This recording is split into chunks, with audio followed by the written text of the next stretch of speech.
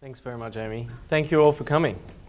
Today I'm talking about the visible legacy of the Second World War on London and about how that conflict played a large role in shaping the city in which we live today. More specifically about the legacy of Nazi Germany's strategic bombing campaign and how it dramatically impacted upon the physical cityscape of London, and how the damage from that conflict and the subsequent rebuilding can still be seen throughout the city today. It's a story of urban archaeology, architecture and urban planning, sometimes that's gone wrong, and most importantly it's a story of the stoic defiant resistance in the face of total devastating warfare that the Londoners showed against the Nazis. The effects of this strategic bombing campaign, as I said, can still be seen throughout the city today, and these are London's scars of war. Many Londoners go about their daily business preoccupied by the here and now. The affairs and demands of business, politics, the arts, and many other fields in which this is one of the great cities of the world preoccupy the city's occupants. The demands are quite stressful, and it's quite easy to slip past the great city's unique and extraordinary past without giving it thought and without stopping to pause and consider what they're looking at. They are part of an extraordinary machine. London is one of the world's leading financial centres and one of the truly great cities in this planet. They do not consider, though, how it came to be so. Urban archaeology teaches us that all cities are founded, grow, and eventually decay and decline. Sometimes they are reborn and grow again. And London is a city which typifies this model.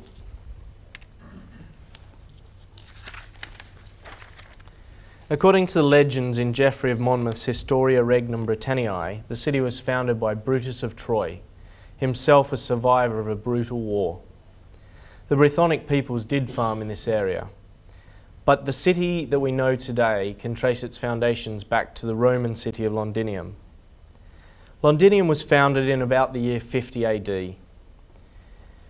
In the first of a cycle of continuous birth, death and rebirth, Queen Boudicca's Iceni tribe sacked and burned Londinium in 60 AD. Evidence from that period that shows the Roman city can still be found at street level in the Roman wall and the Temple of Mithras. The medieval city can also still be found at the Tower of London, Westminster Abbey, and the Tudor through the Banqueting House. Stuart and Victorian London abounds and can be found all over the city. So looking beneath the modern exterior can be quite an easy way to reveal London's past. But perhaps more so than any of these other periods, there are two specific events throughout the 2,000-year history of London which have shaped the city more than any others. The first, of course, was the Great Fire of the 2nd of September 1666, in which over the course of several days more than 60% of the city was razed to the ground. But once again a vibrant new London rose from those ashes. The second was a deliberate strategic attack on the city. On the 7th of September 1940, 340 German bombers raided London. This sustained bombing of Britain during the Second World War began with those raids on London and continued for 76 consecutive nights, more than 9 continuous months of attack.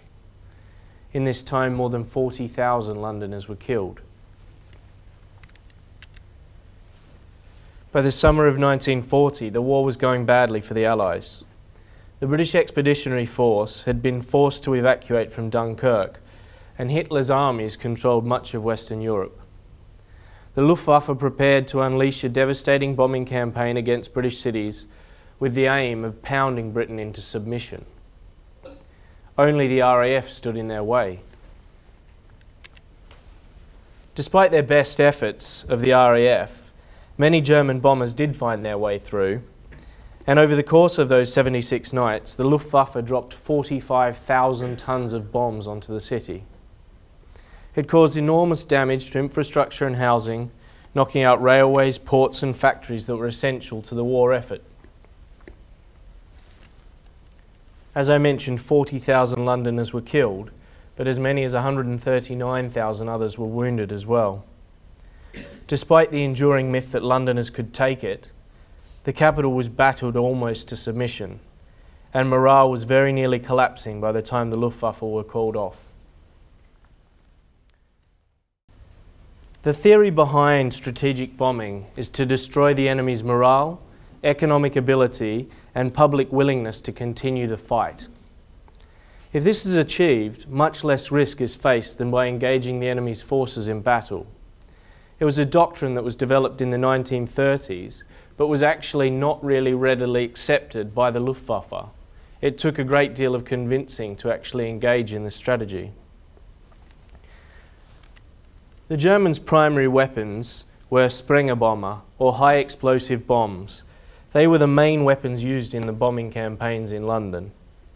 It primarily consisted of the low-weight SC-50, which is a 50 kilo or 110 pound bomb, the SC-500, a 500 kilo or 1,102 pound bomb, as seen in that clip, and the SC-1000, a 1,000 kilogram or 2,204 pound bomb. Most splintering damage that you see in some of the subsequent clips were caused by these sorts of high explosive devices. There was also another variant of the small weight 50 kilo bomb known as the LC-50 or parachute flare or Lichtsinnlicher, which was actually a 50 kilo bomb that was an incendiary device. Big bombs don't necessarily do the best damage though. One of the most effective weapons in the German arsenal was the B1E1, a 1 kilogram bomblet known as the Brandebomb Electron, an incendiary device. Despite its small size, it was filled with a magnesium alloy and an incendiary filling of thermite, which caused it to burn hot enough to melt steel. It caused most of the fire devastation that happened in London during the Blitz.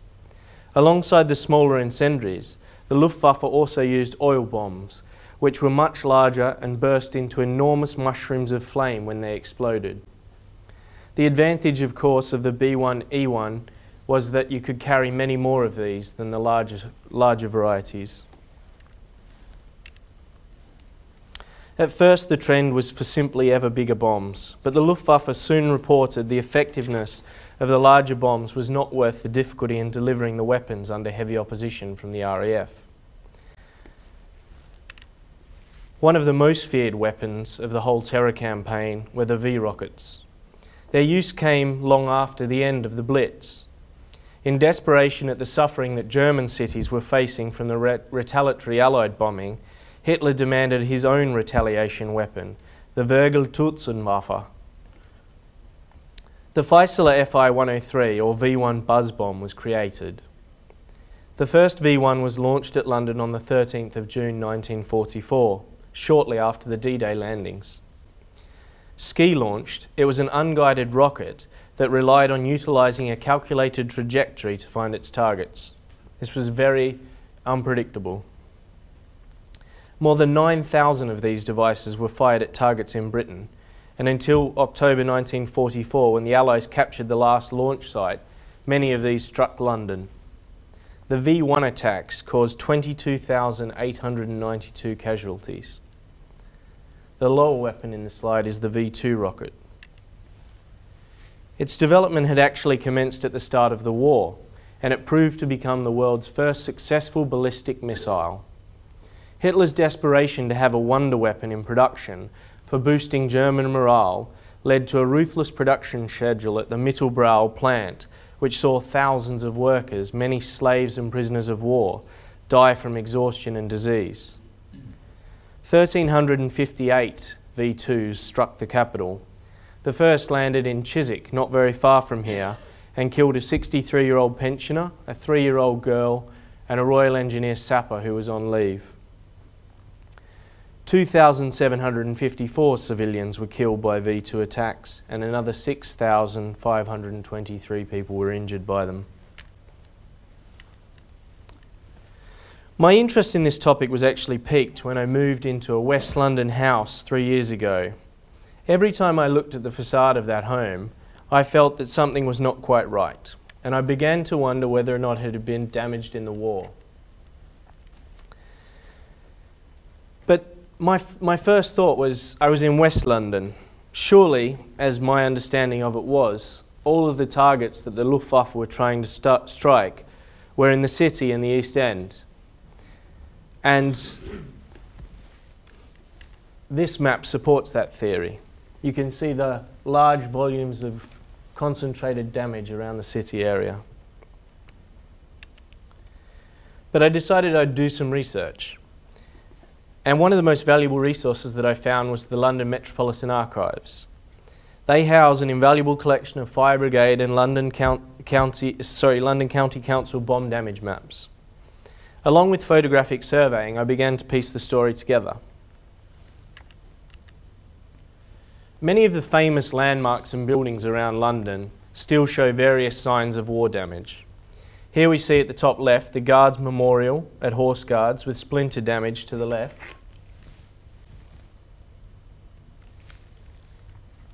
A close-up of splinter damage at St Bart's Hospital in the centre top.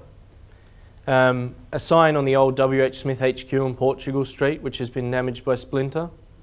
And cannon round damage from aerial combat over the city, which is visible in London Bridge. And also the memorial to bomb damage at the V&A Museum at the bottom. Again, we see Tate Britain at the top left, further damage to St Bart's, bomb damage at Southwark Cathedral, and the V&A wall along Exhibition Road. This is a close-up of the facade of the Victorian Albert Museum. Most people have some idea about the impact of the heavy bombing that occurred in London. Everyone has heard of the Blitz. Most people are aware that the East End suffered most terribly. But what I found most interesting was the apparent random bombing of remote places elsewhere in the capital. What was the strategic benefit of hitting randomly a few houses in Shepherd's Bush in West London? The cost-benefit doesn't weigh up. The risk of flying over the city to the west doesn't weigh up. What soon emerged, though, was a picture of accidental and untargeted bombing.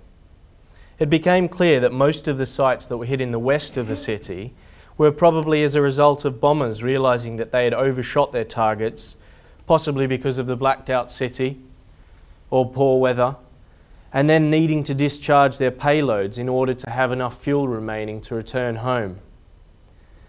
So, returning to my old West London streets, I decided to figure out if my house had been a victim of such a bombing. And it had. As this map shows, my house, the black one in the centre, was completely destroyed, whilst the houses on either side, the yellow ones, were damaged by the blast. When we return to the photo, we can see that the physical evidence supports this. The centre house was destroyed, and the houses either side are also rebuilt, the rest of the street remaining untouched, as you can see from the bomb damage map. It's a single bomb that directly struck that one house, and there were fatalities involved. So I began to look around the area and discover why West London had suffered in this way. Unlike the earlier map I showed of the centre where you could see concentrated effect of bombing, you can see for the most part around the Shepherd's Bush area it's quite random. You do see whole streets with damage, but this is actually quite often caused by fire spreading from one impact. When you actually start to examine the damage that's been caused, it's also very interesting. Here we can see the black of the direct impact, the house that's built alongside it, or the shop, it's now the facade of a shop. You can quite clearly see in the brickwork the effect of a blast.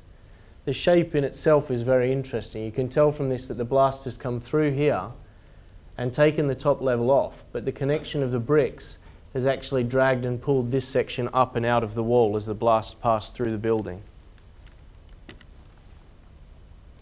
This is on Shepherd's Bush Green, near the site of the Empire Theatre. You can see how it looks today. This is actually, I'm standing slightly in a different position when I took the photo, but you can see the terrace buildings there which correspond with these ones. The new Empire Theatre there is the site of this damage here. Again, we see another building which has been decapitated. It's actually had the top cleared to a certain level in rebuilding, but the entire building's been decapitated by blast. Here we can see where one building and half of the next building have been taken out and then re-bricked. The re-bricking evidence is actually quite interesting because generally you see where the bricks that have been blown out from a wall have been gathered up and reused in reconstruction where they've still been viable. However, in some circumstances, you'll see situations where in fact all of the bricks from that one particular house weren't viable, or they were so mixed up with neighbouring bricks that you get a scattered effect of different styles, such as through here. Again, you can see how the blast has travelled over and through from this building and taken out the top. It's quite extraordinary how certain sections of brickwork get left behind. Here we see a very interesting effect at Baker Street. The chimneys have all been blasted off by an aerial blast, whereas most of the facade has remained intact. And there's another form of evidence that you can find. It's normally the fact that roofs have been destroyed completely and you're seeing damage to various levels of the brickwork. But you do also see in larger, stronger structures that have survived where only the roof has been destroyed, and you can see the evidence of repair work just in the roof. Here we see the same thing. Some of you as you walk out the museum might find this building recognisable as it's directly over the other side of the road, repairing to the roof there. This is also just around the corner, another scattered damage to the brickwork. Again here, unusual damage with one chunk of brickwork coming out from the blast and random repair work. Again, the same thing, a semi-decapitation of the building. And here we see in the city some very interesting effects. Here we can see where a large chunk of wall has fallen forward out into the street, and the same effect here, whilst the building next to it had a more lateral damage effect. Again, similar examples. This is Goa Streets. Just as a second case study, I decided to pick this one because I found it very interesting. Unlike most of the places where I found random sporadic damage, here you have some kind of continuous effect along the whole street. And it occurred to me that perhaps that was a different style of bomb damage. And in fact, when I look at the map for this area, we can see that the whole street has been damaged. And in actual fact, the direct hit was on the middle of the block. And so the damage that's coming here is actually blasts striking the back of these houses and flowing back over the building. So the buildings have actually withstood part of the blast. It's been deflected up over the top and literally flipped the roof off the front of the building. Again, just more patchwork. You can see random pieces of the wall having pulled out. And interestingly, an effect which sometimes occurs where blast travelling through the window has dislodged surrounding brickwork. It's further decapitation of buildings. So, the aftermath of this. The effect of the bombing was to change the cityscape of London dramatically, but London is a city in a constant state of flux and change. In fact, after the bombing, several different attempts at repairing the city were made. We quite often see sites that were left unrepaired or in a damaged state for several years after the end of the war. This was the London Stone, the site of the London Stone, used to be the St. Swithin's Church, still unrepaired in 1962. This is further bomb damage in the East End near St. Paul's, still untouched as late as 1959. I used to have a colleague at the Imperial War Museum who mentioned to me when he first began there in the mid-1970s, he would walk past several bombed out sites on the way to work, even that late. When we look at the way that the bomb damage is repaired or the site reused after it's been bombed out, we see several different things happening. If you remember the case study of the house I used to live in, we saw one direct hit and the surrounding houses slightly damaged. You can see the rest of the street has been left as it was, and because it's only a fairly minor section of the street that's been damaged, they've decided to rebuild those houses in the exact style of the rest of the street, or in the style of how the houses were beforehand. Here's another example of that. You can quite clearly see a new facade in an extant wall. But there are other things that occurred. When you had a whole area that was completely devastated or destroyed, in the post-war period there was much need of urgent rebuilding of residential housing, and it was decided that prefabricated buildings were a much easier and cheaper option. Quite often in areas that were completely devastated by bombing, we see what now mark the London skyline all over the city, the building of towers such as these. At World's End, just down the road from here. This is quite interesting because you can see how the embankment used to look as it continued along and was replaced by the World's End estate. The Barbican Centre as well. The Barbican Centre is an even more interesting model because when it was designed, it was considered to be the future of urban living, mixing residential, commercial and artistic or entertainment venues all into one elevated living zone above the streetscape. Here we see another option, cheap prefabricated combination. It's basically prefabricated sectioning but with brick structure. This was done in the immediate post-war period but decided it was more expensive than using purely prefabricated buildings in the towers I'd shown before, and so the concrete slab option prevailed, such as here. We also see an interesting contrast in certain areas. In some cities you have areas of low density housing, areas of high density housing, but London tends to be a city which is more guided by the needs of rebuilding following the Blitz, and so you have mixtures of low and high density building in random locations. Just as another interesting look at how bomb damage was dealt with, here's the Becklow Gardens estate, also in Shepherd's Bush. You have an example of the sort of housing that was in this area before the Blitz occurred, and quite common in West London you find these sort of estate structures. Now this is a very isolated building. There's terraced housing following up the rest of this road and on the other side of the estate that way, quite clearly covering up a large section of Blitz damaged housing. And when we look at the map we can see exactly that, a direct hit. The old terrace housing where the Becklow Gardens estate was completely damaged or severely damaged, heavy damage along the streetscape, and that literally is the corner that you see here. And so basically they've decided those terrace houses aren't worth repairing. They can get a more high density residential block in its place, and the Becklow Gardens estate has replaced the former housing there. So as I said, London is a city in constant flux and change.